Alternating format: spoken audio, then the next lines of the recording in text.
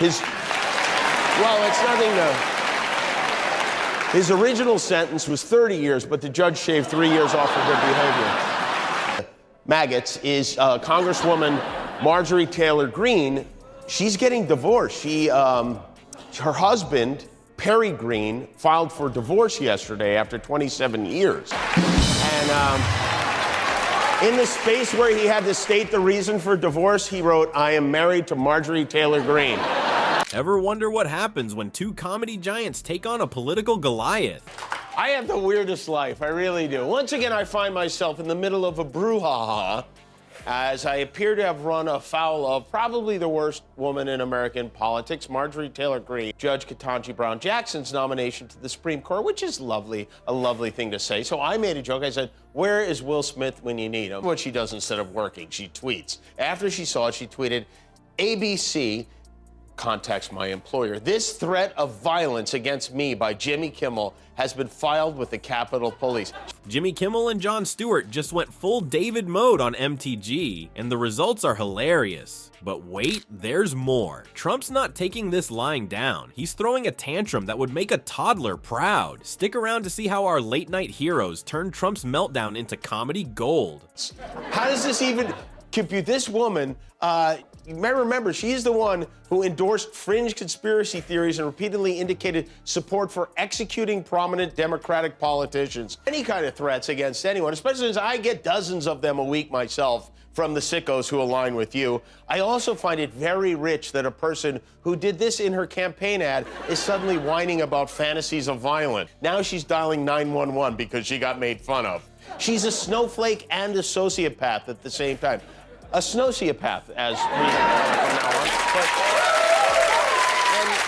Before we move on, I'd like to ask you a small favor. If you appreciate this content, please take a second to like this video and subscribe to the channel. Over 98% of you watch the videos without subscribing. It costs you nothing, but it makes a huge difference to us. So, did you click the subscribe button? Great, thank you so much. Now, back to the video.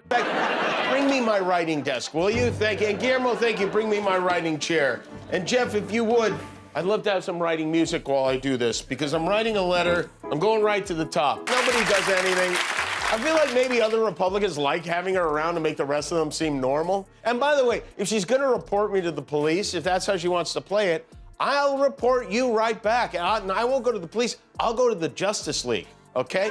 I'll keep my Jewish space laser set to gazpacho in case. And by the way, it wasn't just Marjorie who's all fired up. I got mean tweets from Diamond and Silk, which hurts because, you know, I'm a big fan. Did you hear about the latest Trump-Kimmel showdown? It's like watching a comedy roast, but with more presidential seal emojis. Jimmy Kimmel, our late-night hero, decided to spice things up by serving Trump some truth casserole. And boy, did it give the former president indigestion. This threat of violence against me by Jimmy Kimmel has been filed with the Capitol Police. By the way, if she's going to report me to the police, if that's how she wants to play it, I'll report you right back. And I won't go to the police. I'll go to the Justice League, okay? Dear, I'm writing about a woman who might be a supervillain.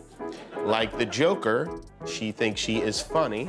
And like the Penguin, she is 5 foot. Do you know what a vomit you have to be to get called out by Marjorie Taylor Greene? Kimmel kicked things off by poking fun at Trump's legal troubles. He joked that Trump's lawyers were working overtime, not to defend him, but to find a courtroom big enough to fit his ego. The audience ate it up like it was the last slice of pizza at a White House press dinner. Trump, being Trump, couldn't let it slide. He fired up his social media faster than you can say "Cov Fifi" and started firing off posts like a loose cannon at a fireworks factory. His responses were about as coherent as his healthcare plan. He called Kimmel unfunny and talentless. Real zinger there, Donald. It's like being called unstable by a Jenga tower. But Kimmel wasn't done. He doubled down, calling Trump everything from Grumpy Trumpy to Donnie Diapers. He even suggested that Trump's diet needed more fiber and less treason. That one really hit the spot, going viral faster than you can say impeachment. The more Trump posted, the more material Kimmel got. It was like watching a comedy snowball rolling downhill, picking up speed and size with every rotation. Kimmel quipped, "I'm living rent-free in Trump's head." But to be fair, there's a lot of vacant space in there. Trump's supporters tried to come to his defense, but their arguments were about as solid as a chocolate teapot in a sauna. One fan tweeted that Trump was playing 4D chess, while Kimmel was playing checkers. Kimmel's response? If Trump's playing 4D chess, he must be using the pieces to build a wall around his feelings. As Trump's post got angrier, Kimmel's jokes got funnier. It's like a comedy arms race, but Trump's bringing a spoon to a gunfight. Kimmel even started a segment called Trump Tantrum Bingo, where viewers could mark off squares like random capitalization, mentions Hillary, and invents new word. Just when you thought the political comedy circus couldn't get any wilder, Jon Stewart steps into the ring. What could possibly make the master satirist come out of retirement to take on a member of Congress? Hint, it involves beaches, climate change, and logic so twisted it could qualify as a pretzel. Jon Stewart, the comedy genius who used to make politicians squirm on The Daily Show, decided to remind everyone why he's the OG of political roasts. His target, none other than Marjorie Taylor Greene, the congresswoman who never met a conspiracy theory she didn't like. MTG, as she's known, not to be confused with Magic: The Gathering, though both can be equally confusing, said something so outrageous it made flat earthers look like Nobel Prize winners. So what was the statement that got Stewart's satirical juices flowing? MTG claimed that climate change is actually a good thing because it means more beach days. Yes, you read that right. While scientists are warning us about rising sea levels and extreme weather, MTG's busy planning her summer vacation. Stewart, armed with wit sharper than MTG's understanding of science, didn't just criticize her statement, he turned it into a comedy goldmine. It was like watching a master chef work with really moldy ingredients. He pointed out the holes in her logic big enough to drive a Jewish space laser through. And yes, that's another MTG special. Stewart's response? Yeah, and the Titanic passengers got a free swimming lesson. Ouch. He didn't stop there though. He went on to say, I guess when the ice caps melt, we can all go surfing in Nebraska. It'll be great for the lobster industry in Arizona. As Stewart's takedown gained traction, MTG's supporters tried to fight back. It was like bringing a wet noodle to a lightsaber duel. One supporter tweeted, MTG is just trying to find the silver lining in climate change. To which Stewart replied, and the Hindenburg was just trying to provide a more exciting way to travel. By the end of his rant, Stewart had dissected MTG's argument so thoroughly it looked like a frog in a high school biology class. He wrapped up by saying, look, I'm all for optimism, but maybe instead of planning more beach days, we should be planning how to keep our current beaches from becoming underwater theme parks. Well, folks, it looks like the comedy cavalry has saved the day once again.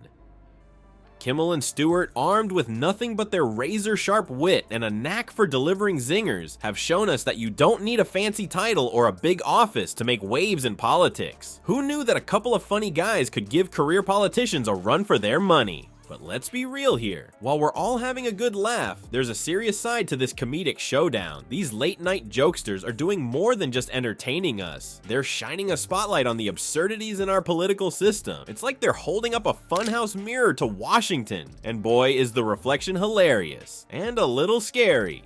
So next time you're feeling down about the state of affairs, remember, a good chuckle might be just what the doctor ordered. Unless you're Trump or MTG, of course. In that case, maybe stick to the actual medicine and leave the jokes to the professionals. Keep laughing, folks. It's either that or cry, and I don't know about you, but I prefer my face wrinkle-free.